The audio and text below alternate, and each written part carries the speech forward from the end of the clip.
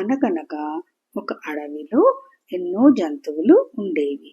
ఆ జంతువులు అన్నీ ఒకరికి ఒకరు సహాయం చేసుకుంటూ సంతోషంగా ఉండేవి. ఆ అడవి ఉత్తరం దిక్కున చిన్ను అనే ఒక నక్క ఉండేది. చిన్ను చాలా తెలివైన నక్క.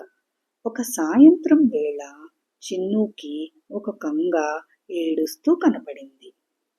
చిన్ను కొంగని ఎందుకు ఏడుస్తున్నావు అని అడిగింది. కొంగ తన గూడులోని తన చిన్ని కొంగ పిల్ల కనుపడుట లేదని, అందుకు తను ఏడుస్తున్నానని చెప్పింది. చిన్ను అది విని, అయ్యో, నేను నీకు సహాయం చేస్తాను కొంగ బావా అని చెప్పి అడవి అంతా గాలించింది.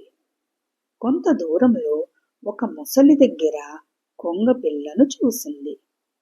చిన్నుకి ఒక ఉపాయం తట్టింది.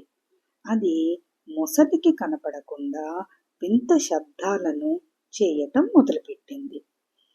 ముసలి ఆ శబ్దాలను విని, ఏమిటి ఈ శబ్దాలు అనుకుంటూ కొంగ పిల్లకు దూరంగా వెళ్ళి వెతకసాగింది.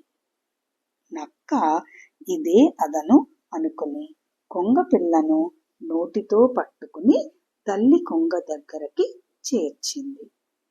అడవిలో ఉన్న జంతువులన్నీ చిన్ను మంచితనాన్ని కొనియాడాయి.